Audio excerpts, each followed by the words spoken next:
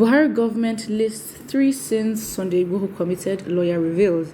Ibrahim Salami on the Cotonou Benin Republic-based Council to Yoruba Nations agitator Sunday Igboho has said the Muhammadu Buhari-led government listed 3 offences allegedly committed by his client to warrant extradition. Speaking in an interview with BBC Yoruba, disclosed that the Nigerian government accused Sunday Igboho of smuggling arms into Nigeria. He stated that during the hearing, prosecutors claimed Igboho was on a watch list for inciting violence that could result in social disturbance and causing disunity in Nigeria. According to Salami, the Nigerian government said Igboho was involved in arms trafficking into Nigeria. The second one is that he's causing disturbances in Nigeria. And the third one is that he's trying to divide Nigeria into 2 or 3. And so these are the sins. Honestly, it gets to a point where you actually start to think this government is really bored. Like, they are so bored, because it seems like with the actual things they're meant to prioritize, they don't prioritize. And then they're now looking at who they can divert attention to and make excuses for this, or try to make up. Even if honestly, it's the lack of creativity and innovation for me. You're trying to list 3 sins. You're trying to, get this man to look bad, and yet this is what you can come up with as the sins. Honestly, it just shows. It goes to show that these people are very, very bored.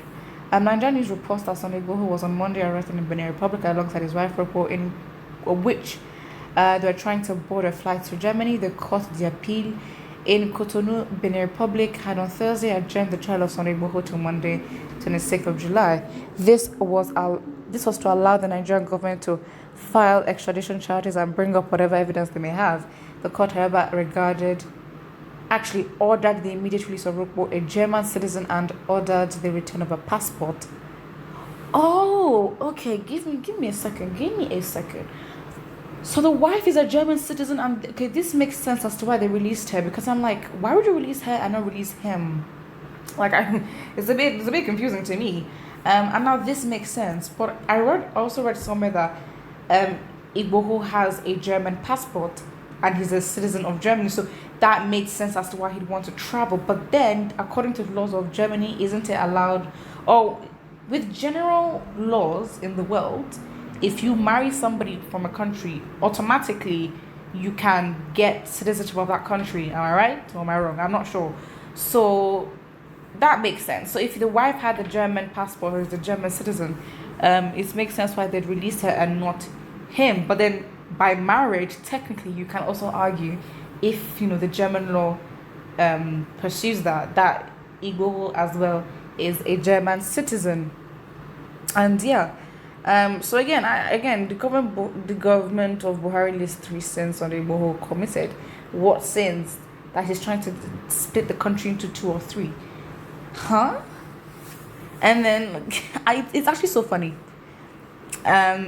He said Igboho was involved in arms trafficking. How can they even track that? How can they investigate that? These people don't even control their borders. They gave orders, around the borders of Nigeria that they should never let Sunday Igboho leave the country. And yet, Sunday Igboho got to Benin Republic. How did that happen?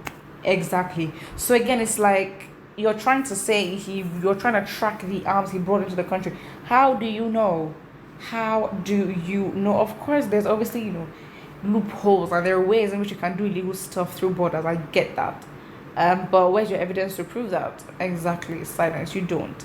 And that's just what it is. And why we can't even believe you is because you're doing the exact same, or you've done the exact same thing to Nnamdi Kanu, in which we understand that yes, Nnamdi Kanu has been a target of the government for a very, very long time. The case is still not different. It's the same thing, always finding an excuse to make Nnamdi Kanu look bad, or even in this case, IPOB look bad. But in this case, it's the same thing for Igboho, to make him look bad, looking for every excuse they can find, every story, every lie, whatever they can, they will do that to make sure that he looks bad. But then again, Nigerians, hopefully, they are not stupid, so they understand what is going on. Obviously, like, what Igboho should then do right now, I do not even know. I think the Nigerian, my opinion, I am literally predicting what may happen, but I'm just saying that right now. I think that the Nigerian government will just step aside, publicly step aside, but would do their backyard, go the back way and actually start talking to the Benin Republic people to, extend and intensify the gravity of apparently breaking some law. Apparently, he faked a Beninese passport, which I don't even think is true. But from what we know, the offense, is punishable. And you will face 21 years in prison, which I think is very excessive. And I'm like, okay, come on now. Okay, you faked the passport. I understand identity theft. I know that is a big thing. But you can't, given the circumstances in which he had to escape for his own safety, I don't think he can be faulted for that. He cannot be prosecuted for that. I think I read it somewhere. I don't know. I think it was Igboho's lawyer that was given international law, and it was they call it prisoner of conscience. So you get, let me even search up. So I think they're called prisoner of conscience, in which you can get a citizenship because of your circumstances in which you're trying to run away, but you're not really allowed. Let me give a proper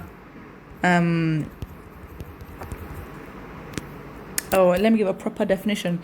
It says a person who has been put in prison for holding political or religious views that are not tolerated in the state where they live. Or that's what prisoner of conscience.